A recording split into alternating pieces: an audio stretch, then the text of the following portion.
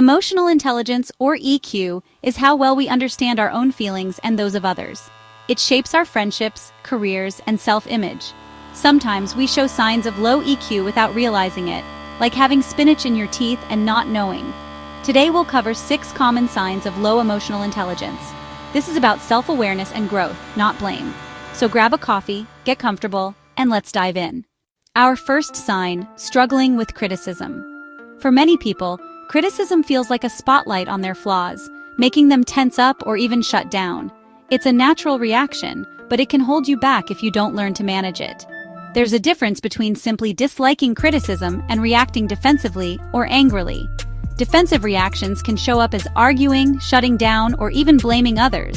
High EQ means separating feedback from your self-worth and seeing it as a tool for growth, not a personal attack. It's about being open to learning, even when it stings a little. Low EQ, on the other hand, turns every critique into a personal attack. Walls go up, defensiveness kicks in, and you might even start to resent the person giving feedback. The focus shifts from, how can I improve, to, how can I prove you wrong? Instead of listening, you're preparing your defense. The real message gets lost, and opportunities for growth disappear. You miss out on valuable insights that could help you get better. Ask yourself, when you get feedback, do you truly listen, or do you immediately jump to defend yourself? Honest reflection is key. The goal isn't to feel nothing, but to pause and process before reacting. Give yourself a moment to absorb what's being said. Next time, take a deep breath and say, "Thank you for telling me that." It shows maturity and a willingness to grow. Give yourself space to process before responding. Don't fight, just listen. Sometimes the best response is silence and reflection. Small changes here can make a huge difference. Over time, you'll notice your relationships and performance improve. Choose to learn, not just to be right. Embracing feedback is a sign of real emotional intelligence and personal growth. Sign 2. Difficulty expressing emotions. For many people, talking about how they feel isn't just uncomfortable. It can feel almost impossible. You might find yourself searching for words, or even feeling blank when someone asks, "How are you really?" Some people always say they're fine, even when they're not. It becomes a habit, a reflex to hide what's really going on inside. Their emotions are locked away, even from themselves. It's like living behind a wall, unable to reach or understand what's happening in your own heart. Low EQ makes feelings a confusing jumble, hard to name, harder to share. You might sense something is wrong but can't quite put your finger on it. Bottling up emotions doesn't make them disappear. They build up and eventually explode. The more you push them down, the more pressure you create inside. Think of it like a shaken soda can. Eventually, it bursts. All those hidden feelings come out, often in ways you don't expect or want. High EQ means letting out pressure by naming and sharing feelings. When you talk about what's really going on, you release some of that tension and start to feel lighter. If you can't express emotions, it's hard to connect deeply with others. You might feel alone, even when you're surrounded by people.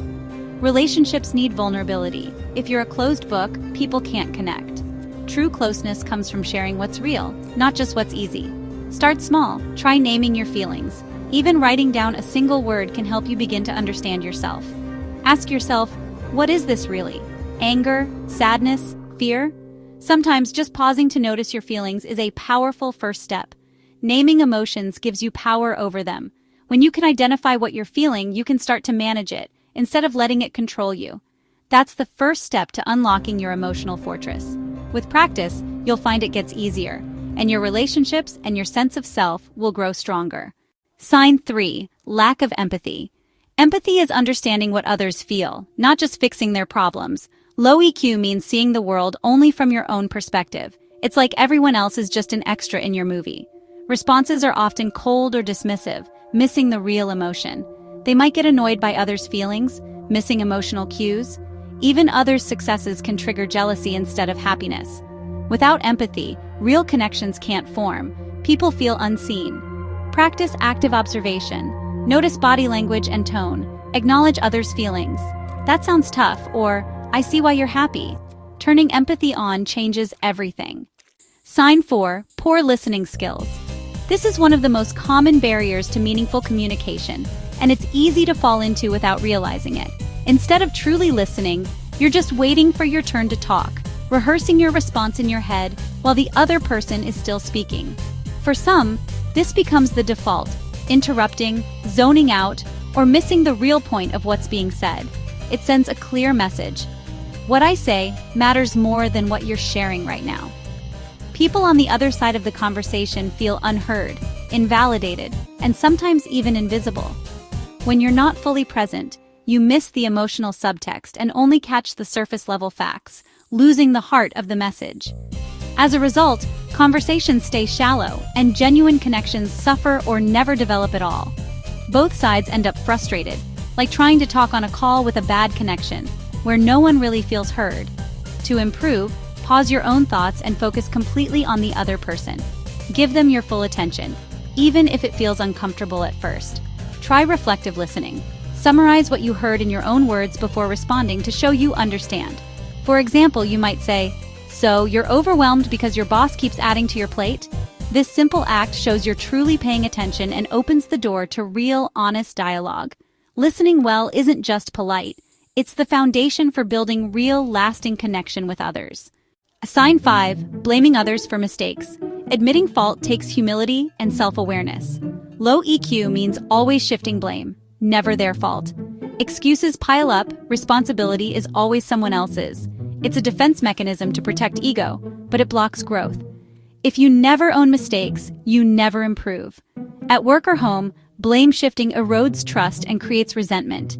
In relationships, it's exhausting and can feel like gaslighting. High EQ means seeing mistakes as learning opportunities. That was my fault.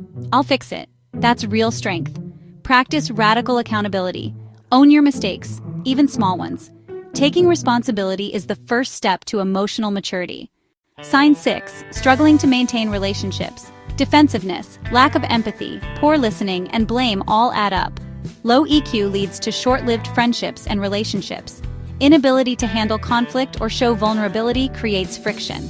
Misunderstandings and drama become the norm. They see themselves as victims, not realizing their own role. This affects friendships and family too. People distance themselves. Relationships feel one-sided and draining. Healthy relationships need empathy, communication, and accountability. If you see a pattern of broken connections, look inward. It's not about blame, but about empowerment. By building EQ, you become a better friend, partner, and family member. That's how you create lasting connections. Those are the 6 signs of low emotional intelligence. If some felt familiar, that's okay. Self-awareness is the first step. EQ isn't fixed. It's a skill you can build. Take small, intentional steps every day. Listen more, react less, ask what others feel, admit when you're wrong. These choices add up and change your life. You'll build stronger, healthier connections. You've already started by watching this. Be kind to others and yourself. See you next time.